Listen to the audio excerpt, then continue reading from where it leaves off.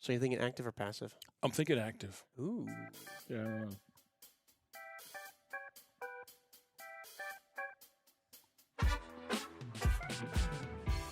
Hey, everybody, welcome back to the Outer Belt. I'm Patrick, and you all know my friends. Chili. Buttermilk. Eric. Zucchini bread. And Jerry. And what a week of events and excitement it's been. I'm so glad to be back here. So glad to be back on the Outer Belt. I've missed it. I have missed it too. And I know you're at home going, missed it? Missed it. What do you Yeah, mean? what do you were mean? just here 2 weeks ago. Right. Well, we have we did a little magic, and over the past few weeks, Eric and myself have been on the other side of the globe. 11 hours time difference. I thought it was 13. 13-hour time difference. I don't know math. And we that you just I completely lost what was I saying? You were saying how you were across the globe. The grope. Yep. Oh, or the globe. And it was That's a it. 13-hour time difference. 13-hour time difference. Yeah. And Jerry had to AI myself and Eric. We would call in the show, Right. and then Jerry would AI us in for the past 2 episodes. And so we're just glad to be back, and in person again. It's much needed. Yeah. Well, it's nice to have you back. Thank you. Thankfully, Jerry was able to master those AI skills and put me here because I'm not here today. I'm dialing in remotely as well. You are. Yeah. You are. Yeah. And I said, can we do something about the hair and makeup? Right. And Jerry said, no, it has to be exactly the Exactly. way it would be if he Yeah. was here. Yeah. So, I Well, tried. I you tried to know. help you out, but, I appreciate it. Now, Melissa's here. Now, that's strange. It is strange that Melissa's here. Yes. Yeah. Melissa, how you doing? I'm good. Haven't seen you in a long time. It's been a hot moment. What's been going on? Same thing, different day. Did a little exploring a few weekends. What we normally do, get out and about. New coffee shops.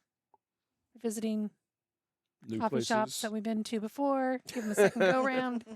A lot of coffee. Yeah. Some new places we've traveled. Vince and I did take a jaunt out to Maryland over Memorial Day weekend. That was really neat.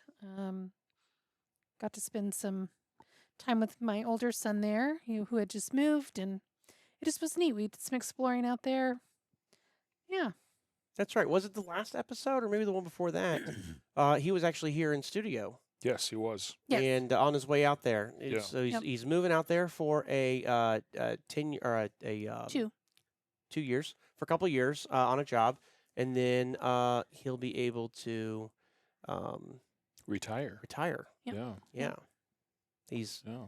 He'll be 38 when he retires. But it's not necessarily a job. He's in the Navy. So it is Yes. a job. so it's a But, Yeah. it's a job and a commendable one at that. Yeah. Um, That's about it. Other than that, answering the phones Monday through Friday. nice, Yeah. very nice.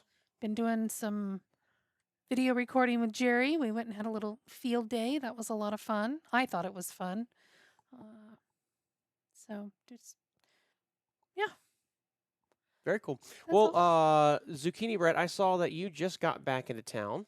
I did. Where have you been?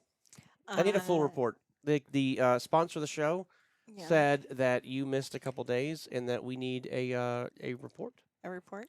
So I got in my car and I drove 12 hours back to Atlantic, Iowa, where my mother lives, and spent some time with her since I haven't seen her since I moved out here in January. Nice. And Well, I mean, not the not seeing her, but the getting the opportunity getting to. the opportunity to go back. Yeah. My aunt, so my dad's sister, turned 80. Wow. So we had a big celebration for her. So I also got to see a lot of my other family while I was back as well. So it's always nice to get together with the cousins and family and rehash what everybody's been doing. Yep. Get the banjos out. Yeah. That's actually more something that Jerry would do. You're from Appalachia, right? Yep. Get the banjos out. Well, you were also just gone. You went up to Minneapolis, right? No, we went to Michigan. Michigan. Lansing. That was close. Yeah, this past weekend. Don's youngest sister, her only child, was in his first soapbox race. Okay, what is a soapbox race? I saw this on Facebook, and I know y'all are probably sitting at home going like, "He's an idiot. He didn't know what that is." I don't know what that is. I'm sorry. I saw it online on the Book of Faces where you had mentioned you were there, and y'all. All I could see behind you was like cone setup or something. I don't really know what you were doing. So a soapbox is like they're, I don't know how to explain them, but they're four wheels. They're usually very slender. They're just wide enough in the middle for usually a child to sit in and crouch down in to try to get aerodynamic. And they start you off at the top. You're usually on a hill. It's all gravity fed. So you come off of like a little ramp and then race to the bottom. So it's like Pinewood Derby That's- only with people in it. That's what I was just about to say. So we did that at school. It was Pinewood Derby. Yeah, with humans.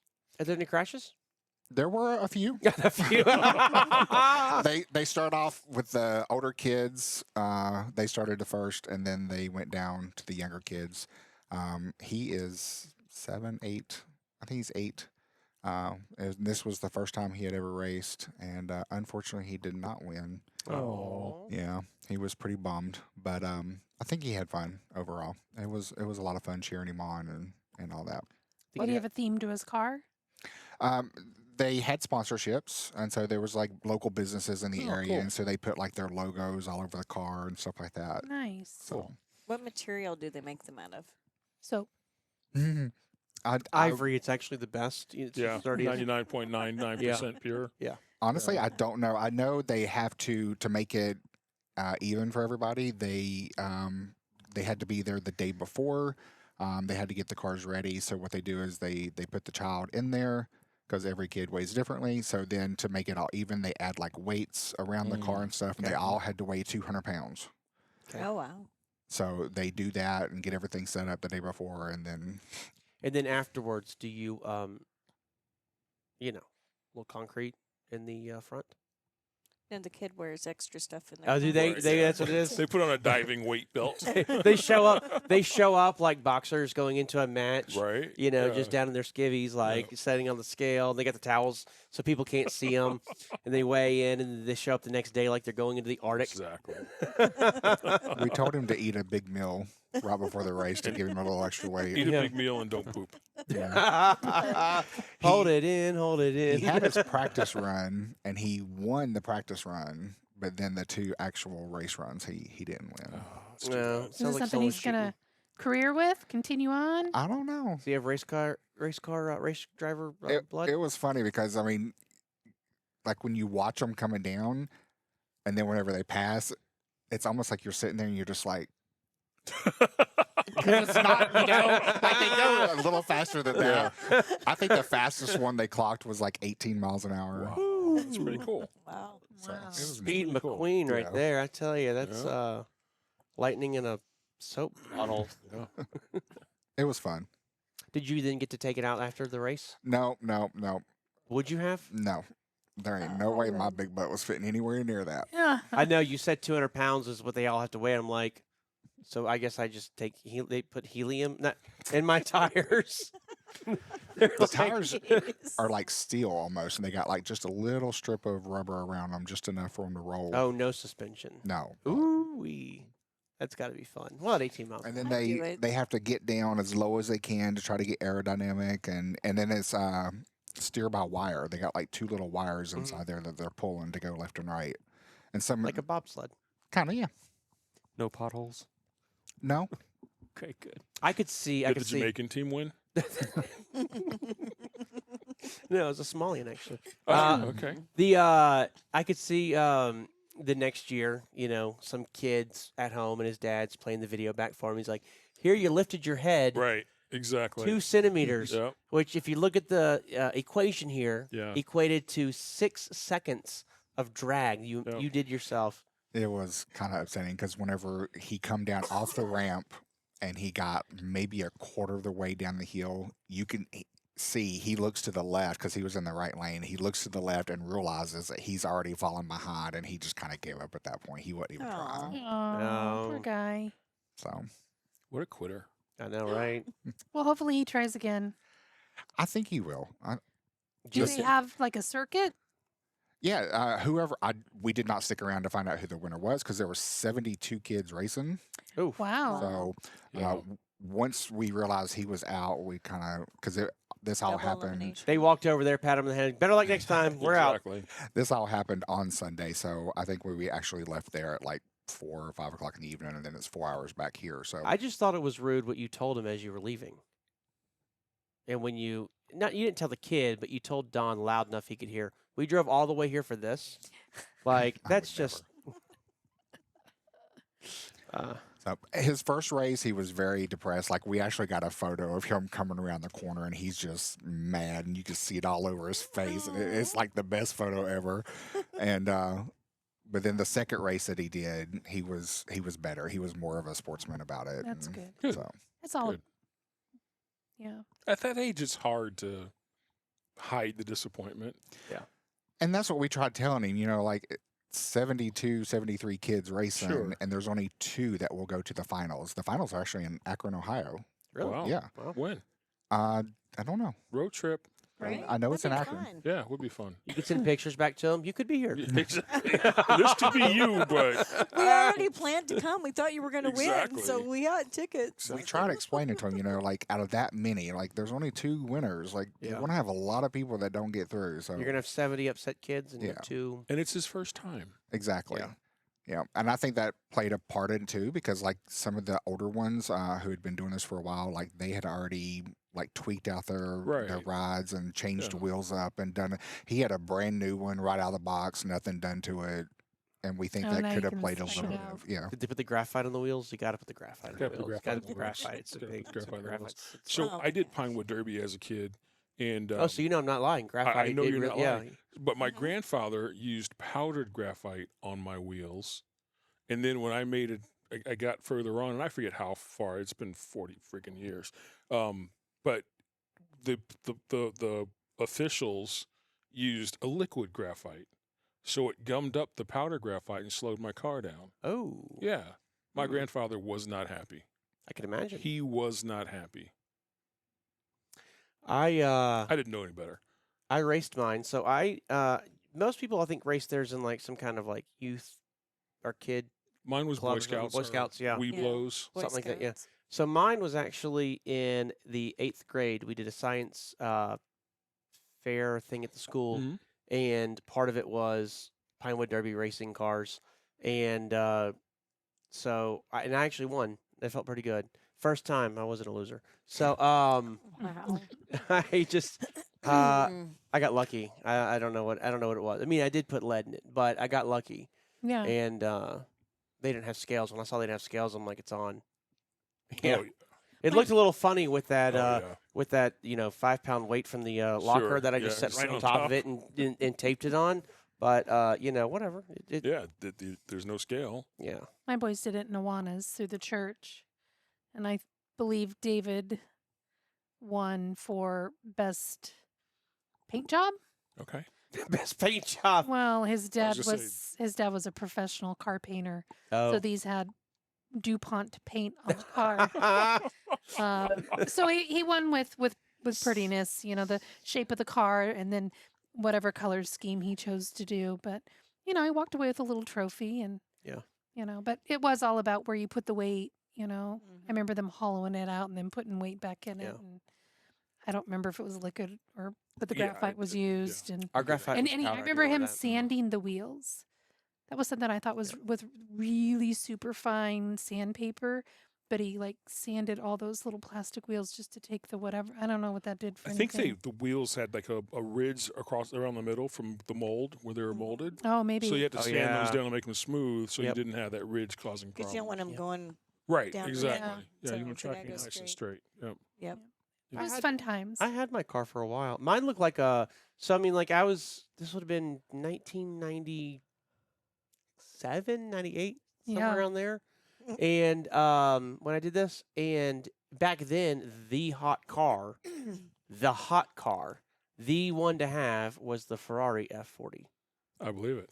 And so that was like what was pinned up on my wall. Like that was the car to have. Everybody loved those cars. And so that's exactly how I designed my car. I did the short pointed nose Mhm.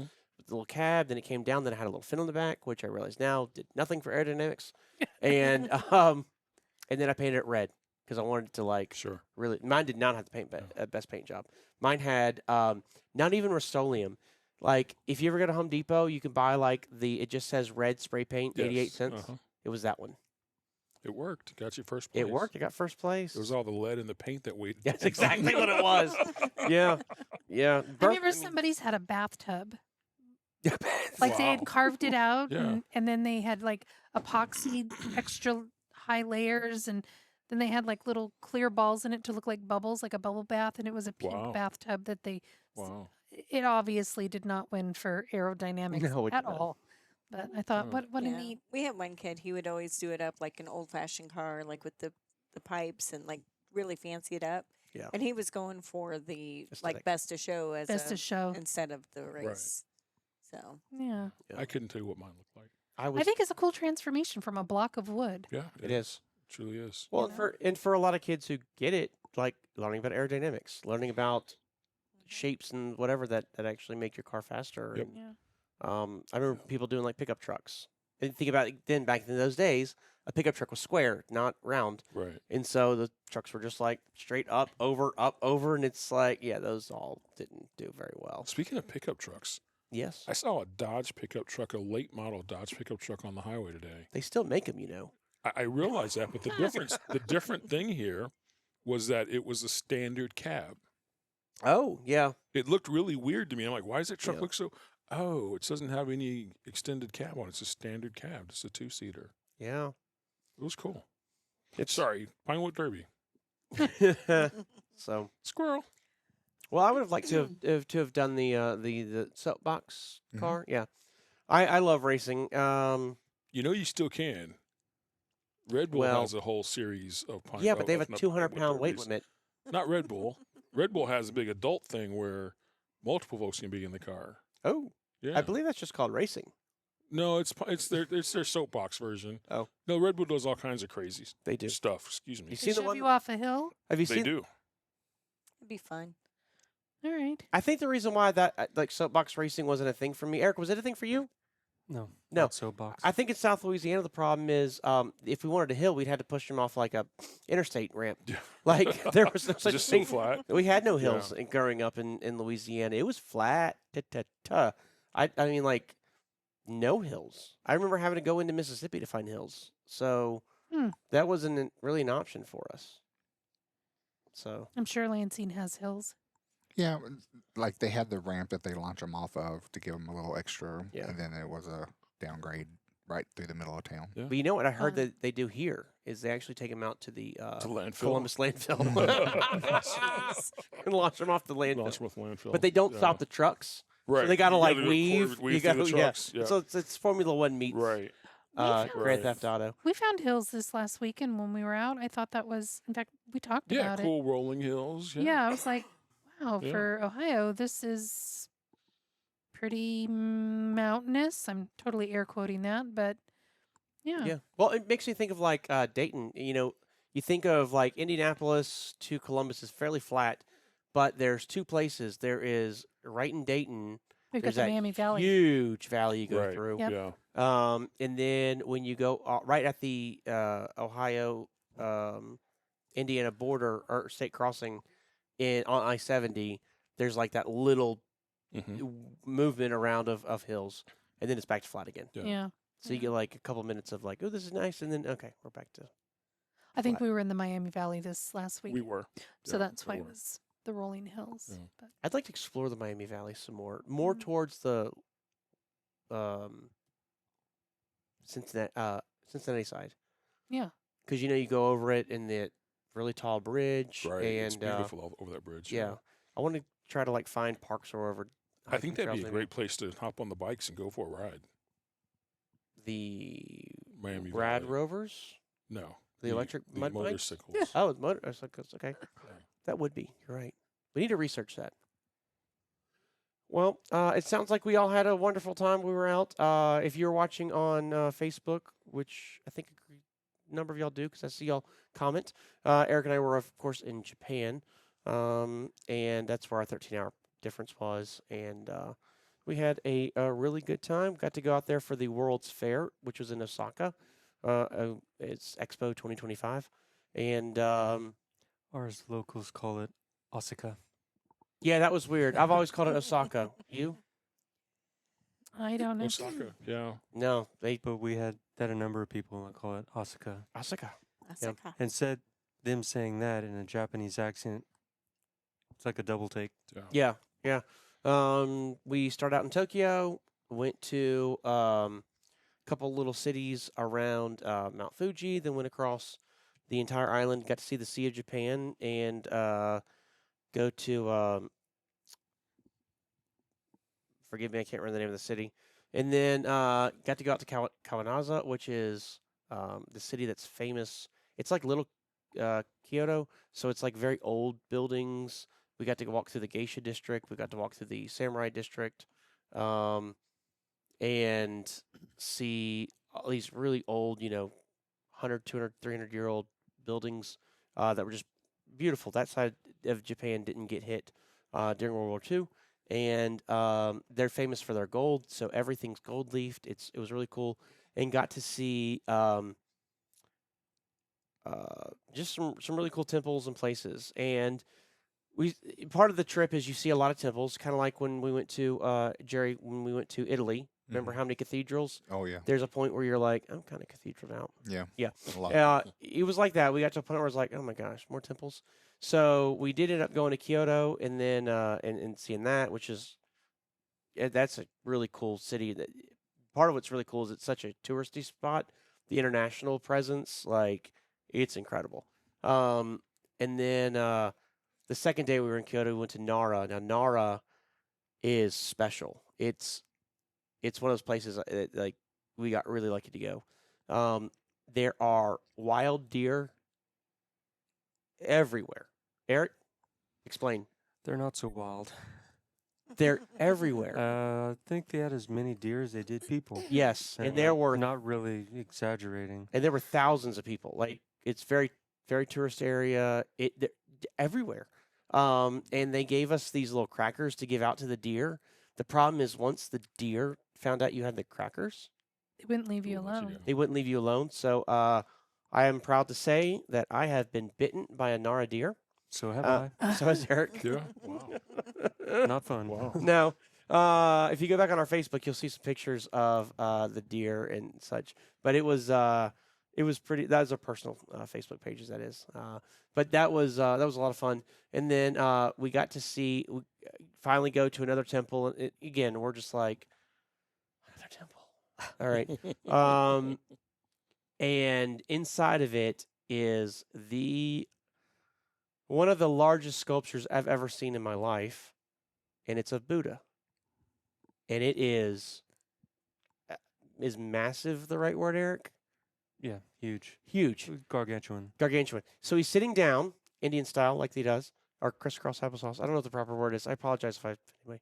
And he's doing his little hands up and hand down thing. Mm-hmm. And he's huge. He's gigantic. They said if he was standing up, he's the same scale, same height as the Lady Liberty, Statue of Wow. Liberty. Like that's how big he is. He's friggin' massive. And he's got two little Buddhas next to him, like standing guard. And it was super impressive. And it was one of those things where it's like, I am so glad I didn't say no. Like, To because that- I have To that temple. I have temple fatigue, but this is like unbelievable. That's pretty cool. Yeah, it was very, very cool to see it and to get the chance to kind of explore that. And then we left there and go around the backside, and there's, guess what? More deer. And they're so cute. The lady that was with us, she was talking about because she lived in Nara. She's talking about like she gets up in the morning and she'll find deer just eating her flowers out of her flower pot and all that annoying stuff or whatever. And I'm like, ooh, I can imagine that would be a bit much.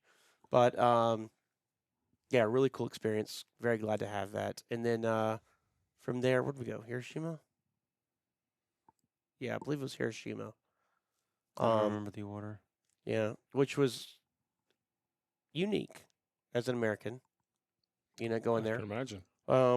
We did find out when we were there that it's one of the places that has the fewest number of American tourists. Like there's a lot of tourists that go, Right. but very few Americans will make the trip out there. So that was kind of like, I don't know. I think she also said the older crowd tend not to want to go there. Yes, they said it's mostly younger people that are come out that are Americans. That would make sense. And I'm like, I get that, but at the same time, I think by now we've hopefully moved on.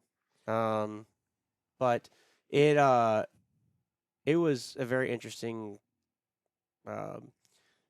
You forget the implications of why it was bombed.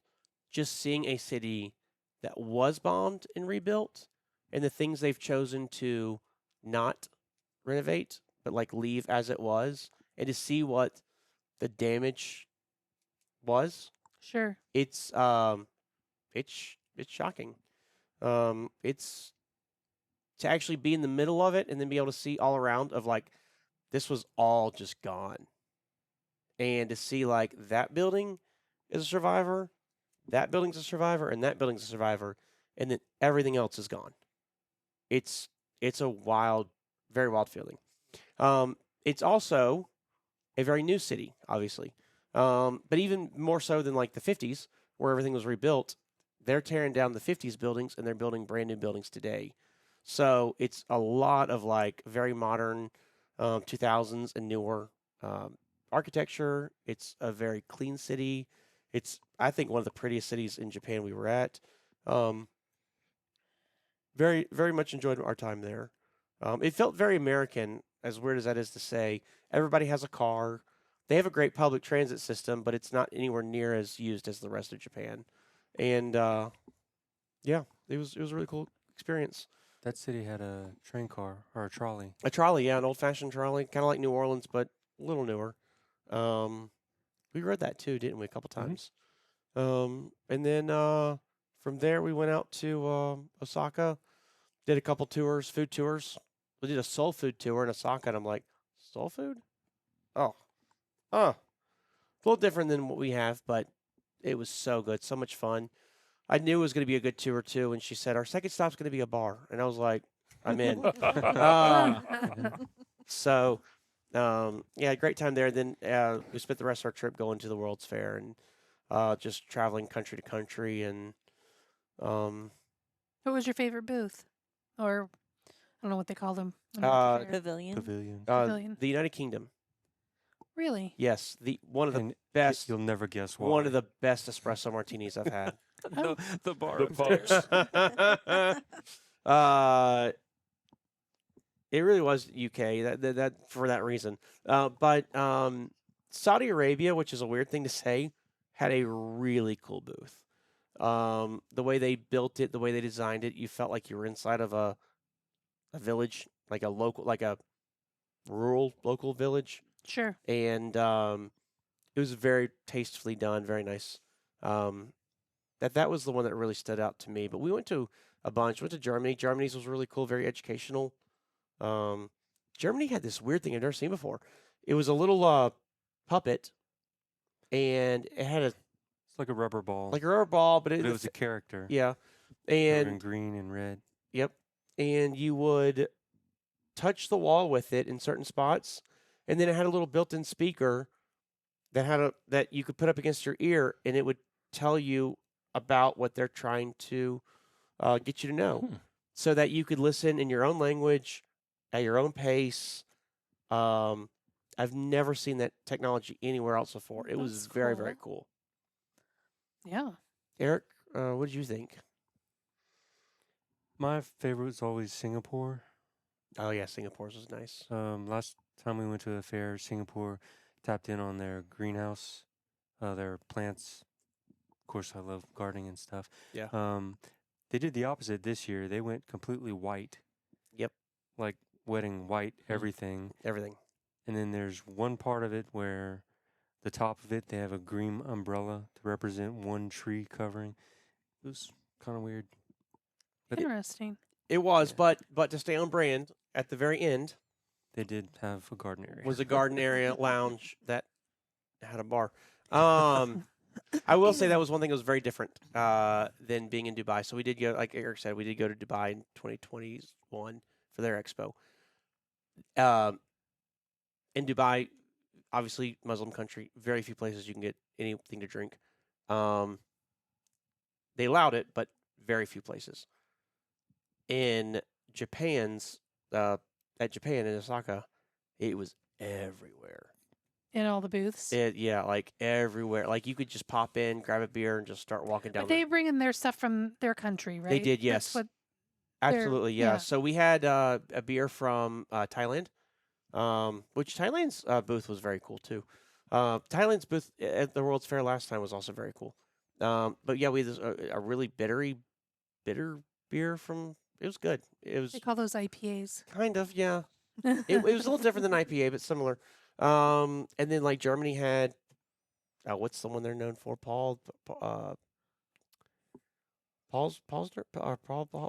Pilsner? No, Paul Mincher. I don't know. We're What's gonna it, get a dunkel? someone's gonna write in the comments like, "Did you mean whatever it is?" It's not Pilsner either. It's, Yeah, that one. yeah. Can't think of it. And then obviously there's Anheuser-Busch with Budweiser. There was They had a community area way in the back. It wasn't even a building. It was a large tent where they were advertising different sakis and Japanese sweet wines. that was cool. Yeah, that was like a one-time little fair they were doing.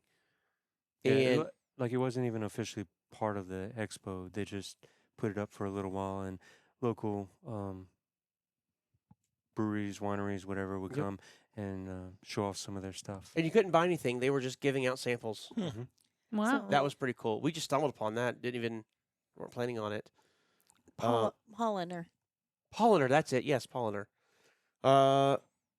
Yeah, and so we just I don't know. It was a really great show. They had a really cool giant fountain thing, like Bellagio esque, and they had this huge silver frame, and they would drop water, like a curtain of water from the frame, from inside the frame, and so you have the curtain of water filling up the frame like a piece of glass, and then they would project onto it the cartoon characters, and then do a show at night with those cartoon characters on that picture frame, with the fountains like the Bellagio going off, and then at the very end of it, they did a drone show.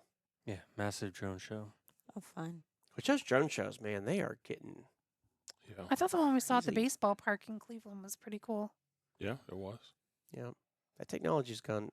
I'm curious where it's going to go next because it's definitely got interesting. And I've seen where they even shoot fireworks off of the drones now. Wow. Yeah. Exciting. So that was it. We came back. I got sick, and then spent a week feeling terrible. But I'm Mhm. better now. I was going to ask, are you feeling better? Much better. Oh, it was brutal for the past week, but it's all mostly gone, and you'll all be sick in the morning, and No, we're not. yeah. No. So, well, Melissa. Yeah, I saw that article.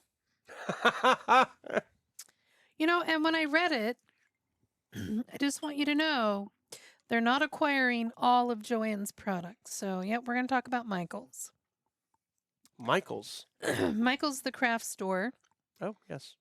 acquires Joann, because if you're watching the show or if you're not, Joann's Fabric went out of business, filed bankruptcy. But Michael's acquires Joann's brands and welcomes all of their customers. So the further I dug into it, they've acquired the brand label of Joann. Yes. So not all fabrics, not whatever, but the brand name. Mhm. Most of it is going to be the rights to like Joann's Big Twist Yarn brand line. So most of it was like yarn, a little bit of fabrics, and some sewing accoutrements, probably thread, needles, buttons, that kind of thing. But honestly, the more I read it, I didn't see a whole lot that said they were going to stock up their fabric, which for me personally, that's why I went to Well, Joann's. But I did see in there. So I have a couple thoughts. I did see on there that they said that since Joann went out of business, their um, online fabric searches increased 77%, Yeah. Yep. and that they are now offering more than 10,000 fabric options online, and they are increasing the amount of fabric they keep in stores because Joann's went out of business. Yes. So I don't think that had anything to do with buying Joann's as Sure. much as they saw an opportunity Sure. Yeah. and are jumping on that opportunity. I wouldn't be agree. surprised if, Walmart or some of those other companies maybe increase their selection as well. Hobby Lobby, for example, Sure. just to try to hey, we see a Yeah. little gap we can market, fill. yeah. Market, yeah. I did see where, though, if you were to Google Joann's to go shop on Joann's, because maybe you weren't in the know, Hmm? it redirects you to the Michaels website. Okay. So Yeah, Michaels did buy all of Joann's intellectual property, so things like the did. website and the name They know. now are Michaels. Cool. I wonder if you're going to go inside a Michael's store and see like their fabrics, have like the Joann fabrics Right. kind of thing. Yeah. You know how sometimes they'll do that store within a store concept. Mhm. Sure. That would be a pretty slick That would be. thing for branding. I do think it's interesting. It wasn't that long ago, a couple of years ago, that Michaels themselves were in trouble Yeah. and having some financial issues. Yeah. And I don't remember if they did declare bankruptcy or if they were talking about it or what, but they were definitely in a bad spot not too terribly long ago. And to see them go from that to now they're buying this intellectual property. I get they bought it pennies on the dollar, Sure. but still, Joann Fabrics had a brand, so there was a There's name there was- recognition there. absolutely, and so there were other companies that probably were interested in having Sure. it too. So it wasn't free. No. And they also said that they're adding, what was it, 280 more stores this I year, saw that. which surprises me. I'm like, that's a lot. It is a lot. I'm really surprised that Yeah. Michaels has gone through the transformation they've gone through and are growing so much. Which, to them, they're probably like, well, that was a huge competitor, and getting rid of them Yeah. opened up all this opportunity where maybe there wasn't enough demand for 2 stores, but now there's plenty for 1 Sure. store. I was Possibly. wondering if they're going to take over the old Joann's places, but that'd be silly because they're like within blocks of those already. They are, anyway, yeah, So yes. Yeah, I think they're Yeah. they'll have to go to different probably towns. yeah, And yes, I agree. It did say that they were going to continue to develop some of Joann's Big Twist brand family, Mm. including Big Twist Value Plus, Twinkle, Posh, and Baby Bear yarns. So that was one thing I was going to ask is I have not heard of any of these big twist brands. not I'm heard not a either, but yarn I'm not a person or yarn whatever. talk Are to they- Mel. Are they like a big deal? Because I've seen it, not just this article that we all shared before the show, but like I've seen it pop up multiple times on my feed, and I don't collect yarn, have anything to do with Well, there's it. that So bigger, thicker yarn that I think they're doing a lot of, like Some of that is. finger knitting, finger whatever. Yeah, Mel uh, said it's softer. It is It softer. doesn't scratch her fingers as much when Okay. she's doing her crocheting, so she really likes it. And from what I saw in the stores, I'm not a crocheter or knitter either. That sounded weird. I mean, you can get different thicknesses. They do have the bigger ones, and then like regular size yarn, gotcha. and everything in between. But it's definitely a niche they have. Yes. That's Yes. in I demand. said those products will be available in Michael's stores and online later this year. So it's something that they're all still developing. Is that line of fabric, the Big Twist Yarn. yarn? Cool. Well, I know that'll be good for a lot of people that are still looking for more of those that fill that void that they lost. I am curious too if they're going to start carrying vinyl, and if we're going to find out like in 2 months. And I was thinking the same thing with the tulle, right? Because Yeah. I just went and did my mad dash for the birthday tutu, and I don't regret purchasing, not knowing that Michael's was, and especially if they do carry the tulle, if I can only get it online. Yes. Online, you just can't tell what you're buying. So I don't regret going to the 5 different Joann's. Yeah. The months leading up to their closing to get what I needed. When I was at So- home, Mom was going through her material. She goes, I have over 10 different colors of blue. This is Yep. just regular material 10? for just blue. Yeah. And it's because buying online, you can't see the shades next to Right, each other. yeah. So you end up having to buy something. It doesn't match. So you're like, okay, well, that matched this way. So let's see if this one will. It is. So- Yep. And I didn't want to risk that with the tools. So again, I appreciated Joanne's Well, if you 75% off too. if you buy one of Mhm. those, is it Patina? Who's the company? Pantone. If you buy a Pantone Yeah. kit, you can get Yeah. that Yeah. on perfect. They're- It's only they're- what they're fairly $25,000 reasonable. Yeah, for exactly. the homemaker kit. Exactly. No, and it's not like we're not going to use the vinyl, so I'm not really worried about that. And we We got it already at a have. discount. Yeah, we already have used it. Oh, yeah, too. we did use it. Yeah. Yeah. So, well, that's interesting. Glad to see that at least some of these things that are in demand are going to live on. Yeah. I just saw that, speaking of stores that went out of business, I saw that Big Lots, Yeah, which they're is coming back. they're coming back, which is Yeah. a Columbus. What? Big Lots, which originally, they're a Columbus corporation that went out of business and they shut down all their stores. They're coming back. They got bought by another company that does similar closeout type stuff, and they're coming back.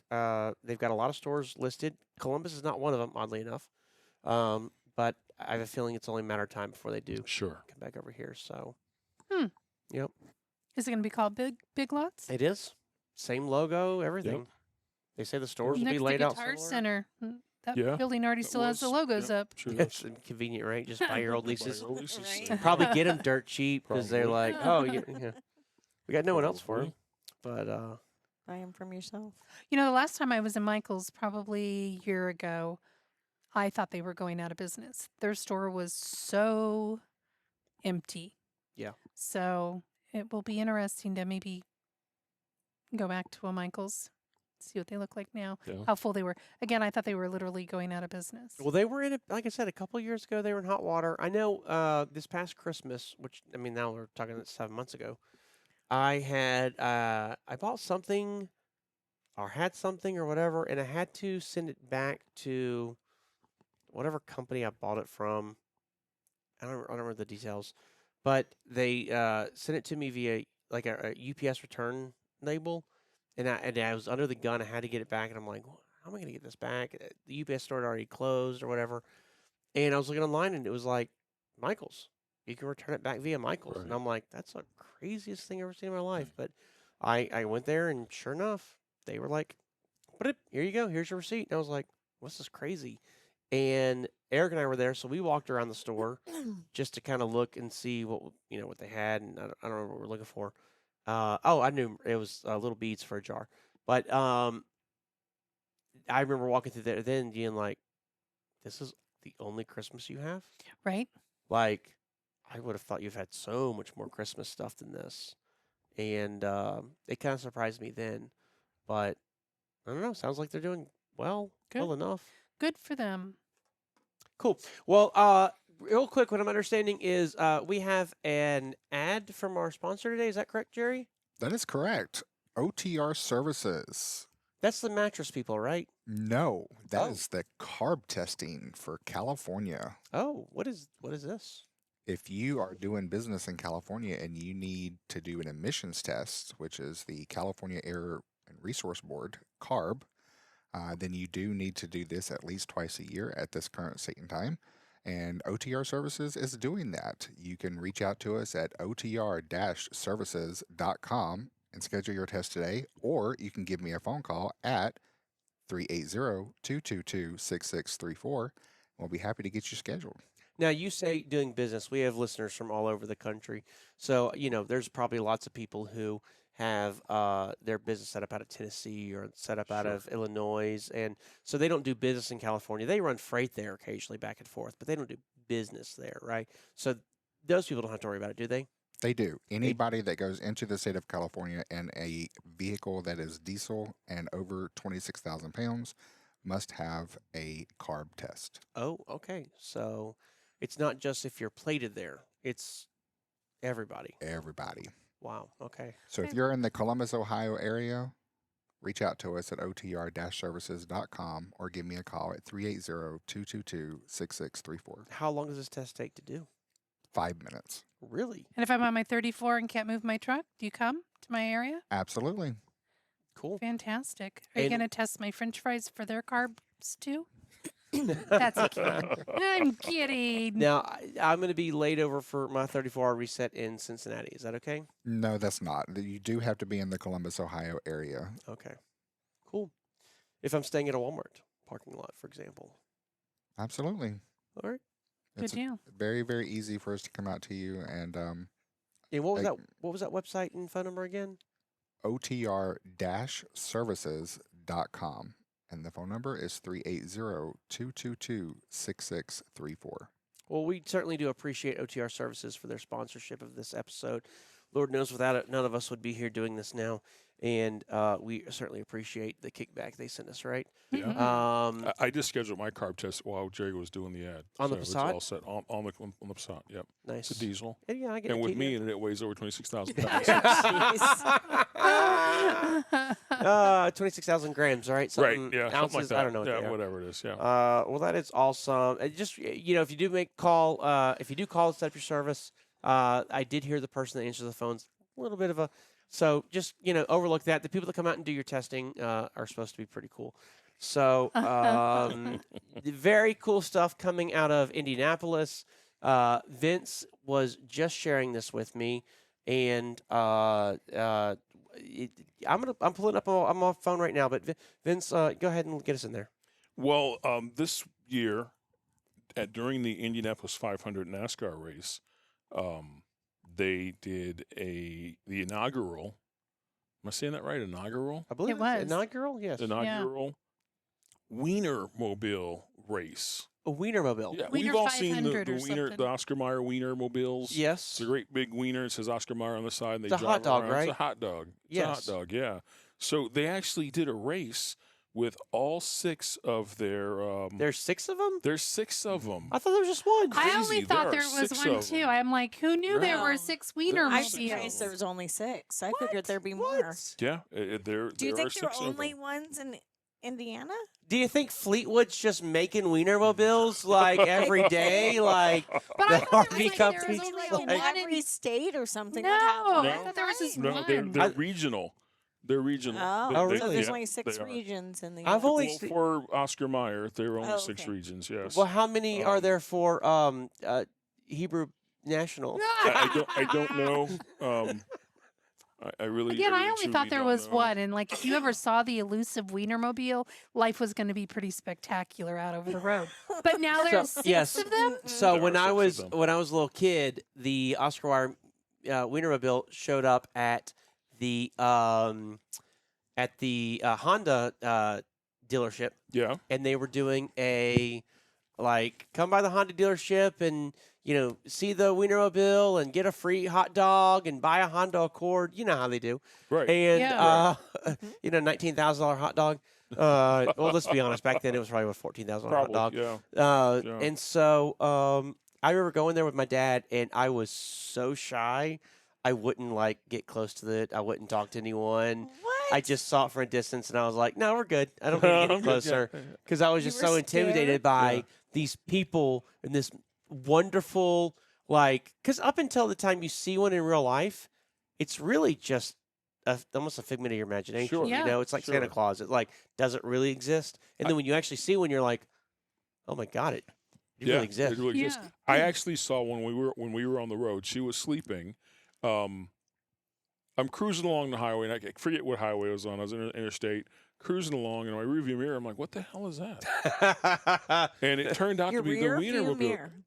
side view mirror. Okay. I was just curious what you said you were She's just driving. poking holes all over Right, this all story. in my story. In my side view mirror, I see this thing behind me, and it's coming up on me, and I'm like, "What's that?" And again, I'm on the interstate. Yeah. I'm doing 65 Oh yeah. because that's how fast as I could go with 65. Correct. I'm not bitter. I'm not bitter at all. No. The No, but Wienermobile, you always bring it up in every single time we're together. Wienermobile Yes. passed me. Yes. Passed me. Well, he is The aerodynamic. Wienermobile was able to go faster than me, and I'm doing 65. Again, not bitter. Not bitter. You got passed by Oscar Mayer.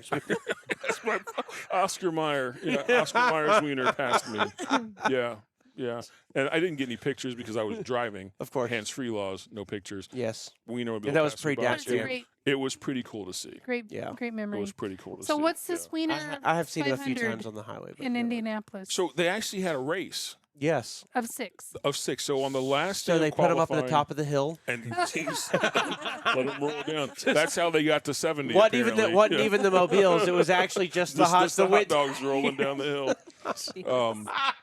Yeah, so on what they call Carb Day at Indianapolis 500, which is Fitting. the last day, fitting, yeah. With Thanks to our sponsors, sponsor. yeah. It's the last day of qualify or practice before the actual race. They had all 6 of them out on the starting grid. The drivers, so the drivers of the Wienermobiles, they're recent college graduates. They have to Yes. apply for this job. They were all dressed in like race suits that represented Oh, their cool. particular Wienermobile. Oh, cool. And they had a race, and yeah, it was kind of cool to. How many laps did they do? I don't know. Oh, Yeah. I'm sorry, I That's don't okay. know. Morning. We just caught the Um, highlights. that's okay. First place, the 27-foot long winning bus, was represented by the Saucy South.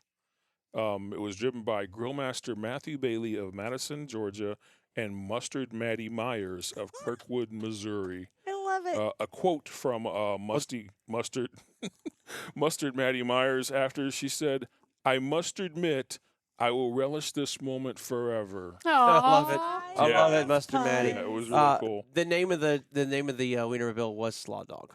Slaw dogs. So they Yes. have 6 different dogs. They have New York dogs from the east, Slaw dog from the southeast, Chili dog from the south, Chai dog or Shy dog from the Midwest, Seattle dog from the Northwest, and Sonoran dog represents the Southwest. Oh, So is it that, was is pretty that cool. Chai Dog like Chicago. Chicago, Chi- what are they- Chicago, Shy, Yeah, but what are they? Chi-Town. Chi-town. right? Chi-town. Chi-town, yeah. Yeah, Yeah. so that's from Chicago. So there's a link. This article is from USA Today. There was a link in the article to a Fox Sports rebroadcast or live broadcast of the race, and I watched it. And Totally underwhelmed. Oh, yeah. Well, you see, the Totally problem is underwhelmed. when they go by you, you're doing like this. Yeah, exactly. you're barely moving your head. Exactly. They clocked it. They were going about, what, 18 Yeah, miles 18 an hour? miles an hour. Yeah. Fun fact. Yes. The Wienermobile, or the hot dog shaped vehicle, has been around for almost 90 years, dating back to its creation in 1936. Isn't that crazy? I watched a thing on the Wienermobile back in the day, and they used to be, like back in the 70s and 80s, they were built on Oldsmobile Cutlass chassis. Wow. That's how heavy. Yeah. If you ever wondered how heavy duty your Wow. your Oldsmobile Cutlass from the 60s and 70s were, they could support a Wienermobile. It said the original Wienermobile was a 13-foot metal hot dog on wheels, first cruising Chicago and promoting Oscar Mayer's German-style wieners. That's pre-air conditioning. That's one That hot is, wiener You're right. mobile. Jeez. Open all the windows. Oh, 90 yeah. years. Who knew? Isn't that crazy? I wonder if they're going to do something special in 10 years for the 100. I bet they will. Oh, yeah. I bet they will. Oh, yeah. Let's be there. Well, We should these, be there. you know what? These Oh, are, road trip. they're 27-foot long. Currently, they're 27-foot long Wienermobiles. That's almost doubled. I think they should do 100-foot long Wienermobile. They should. They should with articulation. Yes. And a Tillerman in the back. And they should go to through the help Macy's steer Day Oh, the- my Parade. goodness. Yeah, that'd be sweet. Yes. Oh, what a fun article Yes. That's about very cool. transportation. Absolutely. Well, Have you seen the Wienermobile out over the road? the what? I'm asking our viewers. No, what did you say? What listeners, did you call If it? they've seen the Wienermobile out Let's over go the back road. to the tape. I believe it was pronounced Wienermobile? Wienermobile. The Wienermobile. If I've so, seen it where out- have you seen it? I seen it out on the road once when I was driving, and then also me and Don seen it in New York City. Did And- you Oh, see it in fun. your In New York rearview mirror? City? Yeah. Did, Yeah, we did, were- did it pass you too? No, we were actually there on a trip, and we were at Rockefeller Center, and it was parked. No, I mean when you saw it on the road, did it pass you? No, As it was well? going the opposite direction. Okay. All right. Oh, Yeah, so it did pass you. It did pass you. Yes. Jeez. So it's time to get back to the Highfield Chronicles. As we teased out last episode, we've had a lot of people ask about the things we do, why we buy the trucks we buy, why we work with the manufacturers we work with, why we use the sleepers we use, et cetera, et cetera, et cetera. And today we're going to talk about why does Highfield demand Detroit? Why? I'm glad you asked. Why do we demand Detroit? Well, so As a kid, I grew up knowing that the absolute best engines made as diesel engines are, of course, Detroit. Caterpillar. And, something about that big yellow block, like old school Peterbilts, Mhm. crank that hood. Yeah. You don't want to see it Cummins. No. You don't want to see it Detroit. There's something about that yellow at the truck show. Remember that big Yeah. Big yellow Yeah. Caterpillar engine? It's just cool, man. The Caterpillar's been around forever. They made some great, super high powerful engines.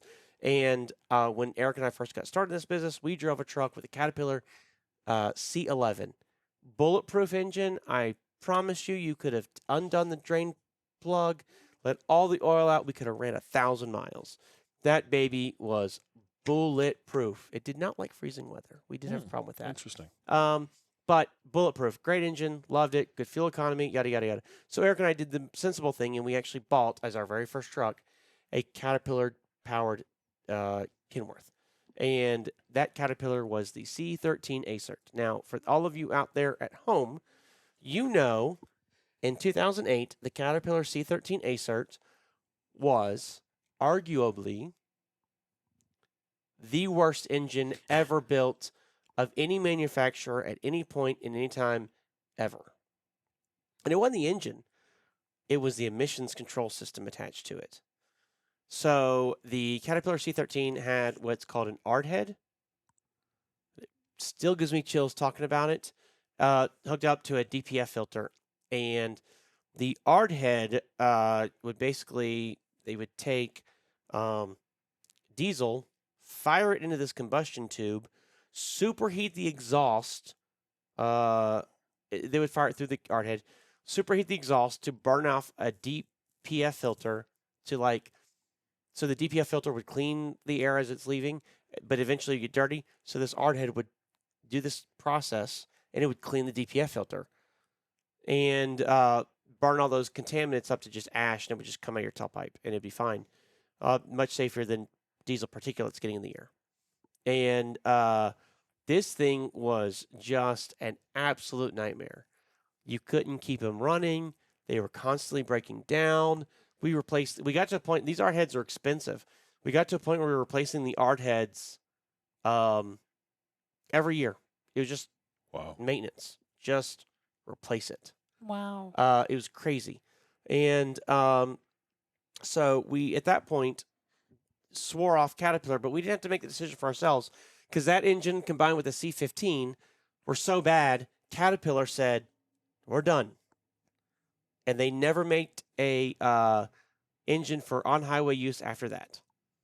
Wow. This engine was so bad it put a company, they didn't put them out of business. Caterpillar's still a great company. It's huge. They just said, we're not doing this anymore. We're leaving this market. You were leaving this market.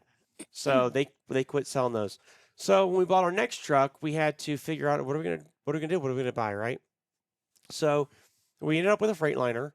And it had a Mercedes-Benz diesel engine in it, and I thought it was cool, man. You prop the hood of that thing, and on the side of it was Mercedes-Benz with that big The big logo. triangle logo thing, and it was like, I think of it more as like the Pizza Hut center cap. Sure. That keeps the cover box from crushing the toppings. Anyways, so we bought that cool engine. That thing, not bulletproof, but really, really good. Very reliable. Had some great success with that engine. Did have an issue with the water pump once, but overall that engine ran great. And very happy with it. But Mercedes-Benz did the same thing Caterpillar did. In 2010, I want to say, they said the emission systems have gotten out of control. We're not going to build engines for America anymore either. So it's like, crap, what do we do? Yeah. Well, the good thing is we had to think. Mercedes-Benz, who owned Freightliner at the time, they actually, several years prior, purchased Detroit Diesel from General Motors. So if you're familiar with Detroit Diesel, it used to be a General Motors company, as crazy as that is.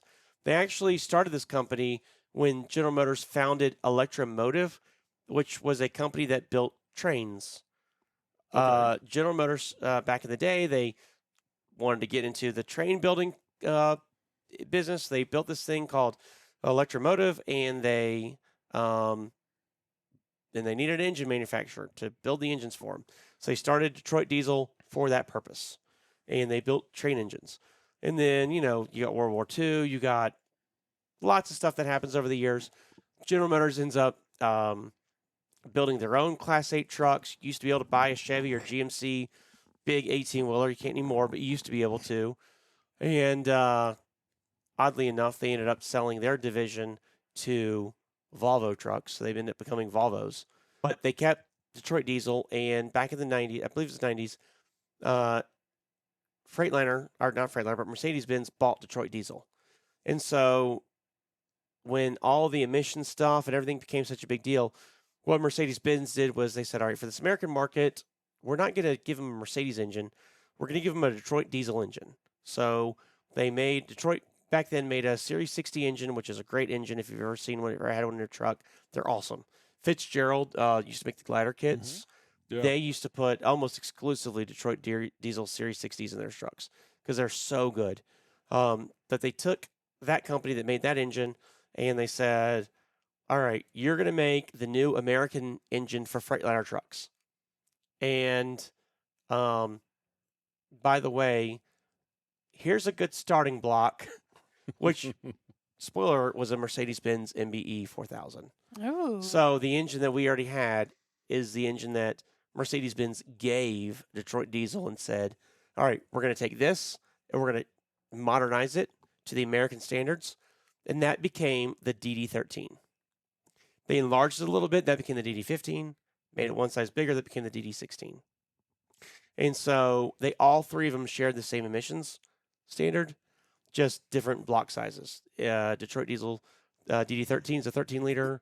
The 15 is a 15-liter, 16-liter.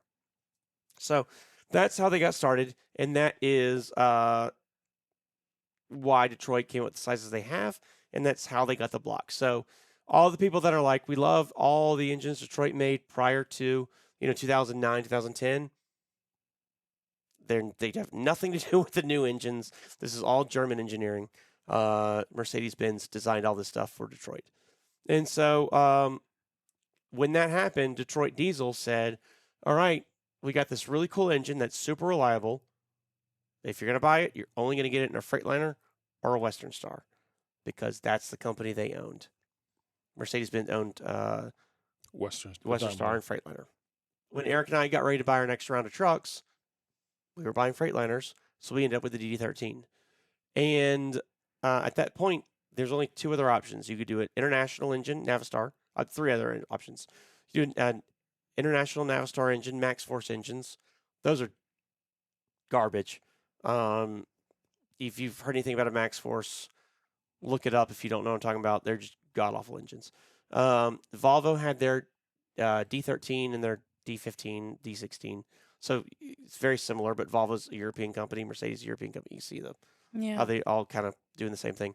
And then you had Cummins, and Cummins had the ISX 15, and that was their big engine. And over the years, we saw what happened was that Detroit ended up being a more reliable product. When you start talking to people about reliability and uptime, Cummins had issues. Again, International was a train wreck. Volvo, close competitor. So much of a close competitor that we actually bought a Volvo and tried it, and we had a lot of issues with it, so we ended up not going that direction. But we never tried the Cummins because there's enough information out there about their reliability, and you can see it in their warranties. Like if you buy a truck with a Cummins engine, because you can get a Freightliner with a Cummins engine, you can get a Peterbilt, anything with a Cummins. When you look at their warranties, they don't even stand up behind them as much as the other manufacturers do. Wow. So Freightliner will extend their warranty to 650,000 miles. Cummins will not. They're like, that's too far. We don't trust our engines that much. So to me, that's very telling, right? Like, sure. If you don't have enough faith in your product to stand behind it, why would I want to, right? Long term, yeah. And this is not a vehicle you're only going to drive 100,000 miles and sell. You want to run it for 1 million miles. Absolutely. And so with extended warranties, you can extend a warranty for a Detroit diesel out to 750,000 miles. Mm-hmm. You can do a Volvo to 700,000. Okay.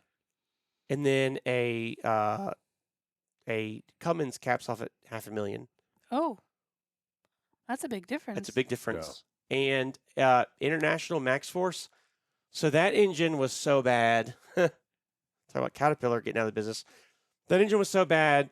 International dumped it. You could only get a Cummins in their product for several years. And then Volkswagen Group actually bought International trucks.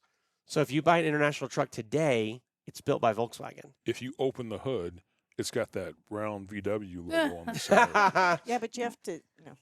Not a, Go to the back. yeah. But when Volkswagen bought them, they brought their own engine to the market. Another engine they had in Europe, they brought it to America. They designed the emission systems for it to meet American standards. And so now you can buy an International with that International engine.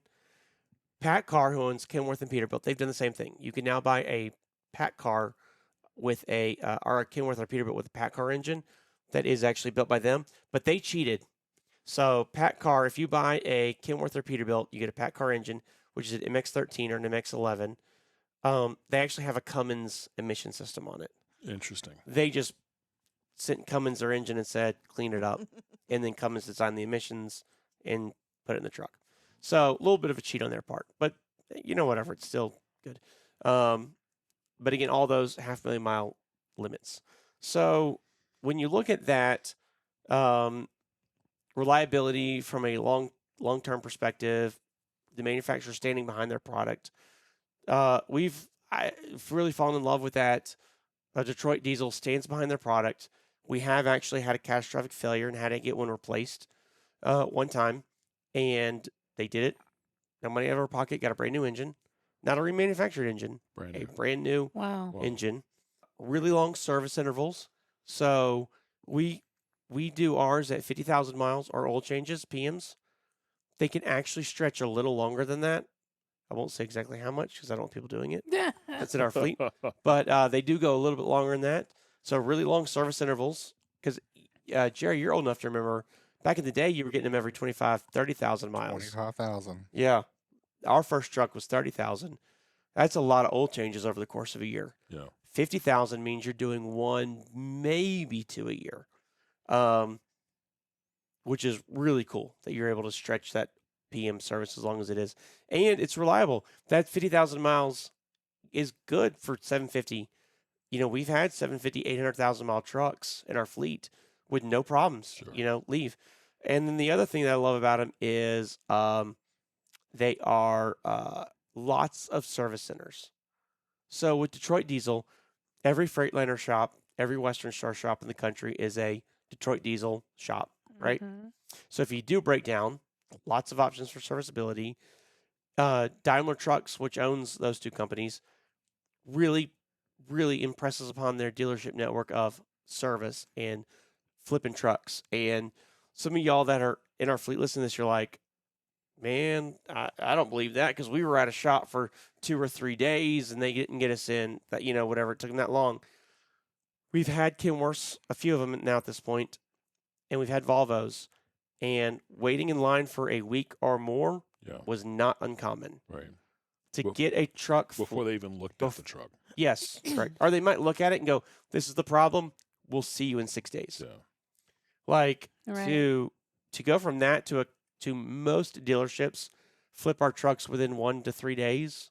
That's night and day difference. Yeah. And then also beyond those two shops, you've got independent Detroit Diesel shops.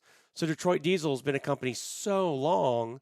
They're actually a group of Detroit Diesel authorized dealers all over the country that are not Freightliner, they're not Western Star, and they can actually operate on those, or operate like Kind of your mom and pop places ish. some are, but some are like Stevens and Sons Okay. is huge. They're the ones. Stevens and Sons are the ones that used to import the Unimogs. Do you remember the big, huge Mercedes-Benz Unimogs, Yeah. 6 wheels, 6 off wheels, duty, Mammoth Beast? Stevens and Son brought those in. It's a huge company. Same with United Engines. Same with there's a few of them that are huge dealership networks, but they are on the engine side. They're not on the truck side. Sure. So you have even more options for services, right? So Cummins kind of has the same thing. Like most dealerships will work on Cummins, and then Cummins also has a dealership network, so they would be like a close second. But when it comes to like the proprietary brands of Volvo, International, and PACCAR, which is Kenworth Peterbilt, you are limited to those dealerships, and even to the point where on Peterbilt and Kenworth, if you have a Kenworth and you go to a Peterbilt shop to get your PACCAR work done, a lot of times they'll just flat out decline you. Wow. Like, you got to go to a Kenworth dealership. We don't Right. want to look at, even though it's the same engine and we have the skill and the ability to fix it, we're not going to. Wow. So when you factor all that in, it just made sense to stick with Detroit, and they have been such a reliable, long-lasting product. Yes, we have issues with sensors and we have issues with DEF pumps. They all do. Every brand does.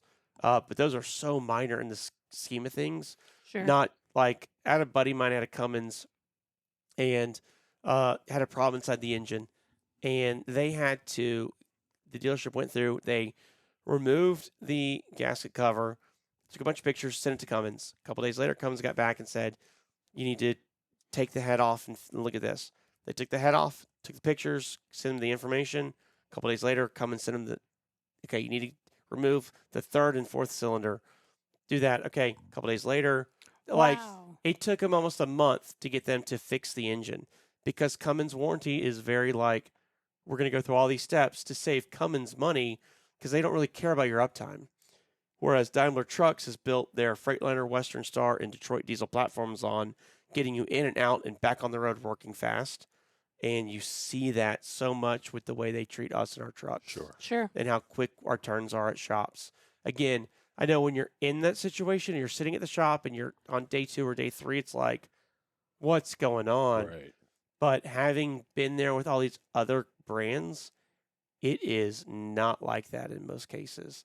Those other companies are dragging it out for freaking ever because they don't care as much as Detroit does and as much as Freightliner and Western Star does. So that is the reason we demand Detroit. That is the reason we have those trucks. That's why you don't see Kenworth Center Fleet or Peterbilts or Volvos or Internationals. Does that mean that's all we're ever going to have? No, because we're always going to test out and see the latest gadget. And if we hear some really good words, like I will say this, there's been some really great talks about the new engine, the S13 from International. Of all places, I know you're like, oh, them. But what Volkswagen's done has been some really great things. There's some really great reviews out there from like companies that have thousands of these trucks. Like they're giving us those information. And so maybe that's something we try out at some point. I don't know when. I don't have any orders in. We're not even talking to International. Right. But they're on the horizon. Like we see them and we're paying Sure. attention. So we're not stepping out anywhere yet, but at some point we might. But for now, we're a Detroit only fleet. Every one of our trucks has a Detroit diesel engine in it. DD13, 15, or 16, depending on the truck. And I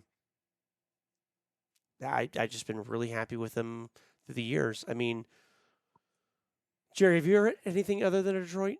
The Mercedes. I had the Yeah. Stoops, the purple one that we had with the blades and all Oh, that. yeah. It had the Mercedes engine. Similar sound too, isn't it? Like when you fire them up, they just sound the same as a Detroit. Yeah. That's one thing. It's if you've ever like been around a bunch of trucks, if you fire Cummins up or you fire Caterpillar up or you fire Detroit up, they all sound different. Right. There's just something about the way they time them or whatever. The DD13 in a MBE 4000, they sound the same. It's weird. I never hear you mention Mac. And I don't know why I see that. What is Yep. that kind of engine? So Mac, well, they Which just is a truck, right? it is a truck. brand? They do Cummins, but Mac is owned by Volvo. Oh, okay. So Mac has their own version of a Volvo engine. I see. So it's kind of cool because Mac is mostly vocational. Mm. So what they've done is they've taken the Volvo engine, the D13, and they call it M13 or something like that. And they've changed some of the parameters on the Mac to give it maybe more low end power or more power in a dump truck configuration or something I like that. see. So it's the same engine, but it is tuned differently. So it does respond differently. But it's literally the exact same block. Like they come off the assembly line side by side. It's just which color paint does it get. Right. And they are say have the same warranties, all that stuff. And they do actually. Mac actually has a higher power version of that engine than what Volvo does. But again, Mac. You see Mac doing heavy hauls and Sure. pulling giant things. They need a more powerful engine. Makes So, sense. but that's what. So Mac and Volvo are kind of the same Okay. umbrella. What about Hino? So Hino used to be. They've never made a Class 8 truck in America. Right.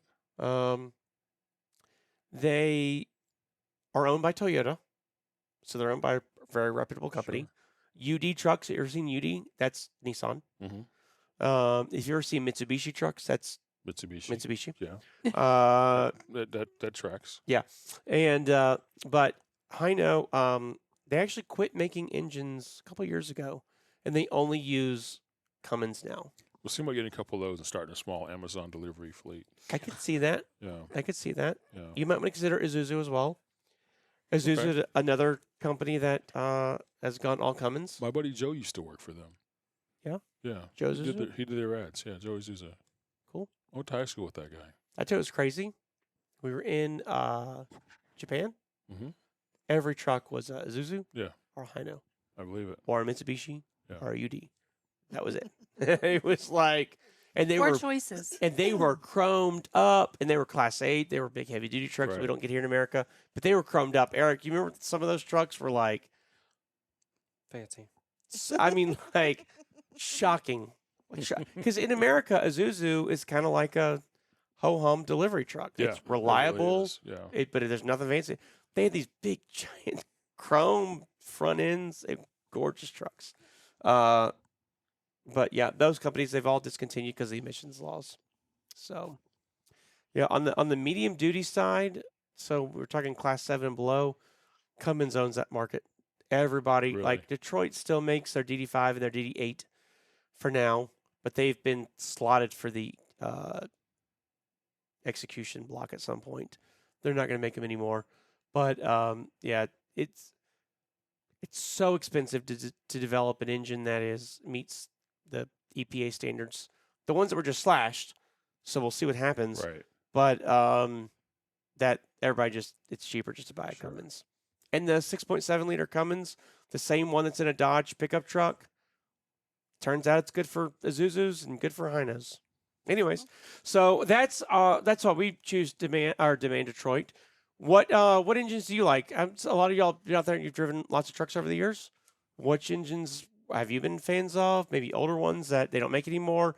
Maybe new stuff that, maybe you're a Volvo fan and I'm not. And maybe you're a Pat Car fan or something. Like, would love to hear it. Love to see your comments. Jerry, is there anything we're forgetting? Make sure you hit that thumbs up button, hit that subscribe button. Also, check us out over at hyfieldtrucking.com if you're interested in learning more about Highfield or joining the Highfield fleet. You can also reach out to recruiting via the website. Speak with Melissa. She's usually on there. Yeah. Or and- Delina. Yep. And you can also reach out to us at 833-493-4353, option 1, or 833-HIFIELD, HYFIELD. You can also send a message over to us at theouterbeltpodcast@gmail.com if you have any suggestions on show ideas or would like to make a comment on anything that we have said. And that's theouterbeltpodcast@gmail.com. Okay, I think we're on Facebook too, but I don't recall. Or Facebook, Instagram. Instagram. Yep, we're everywhere. Socials. Yes, leave That's us what I call it. leave us a review. Share us with any of your friends that you think might enjoy listening to us as they're trying to kill a couple hours down the road and hear us yammer. We like to have fun and share some news with y'all and spend some time with y'all together. Yeah. In the meantime, stay safe, make good decisions. Don't leave money on the table. And keep those wheels a turning. Bye.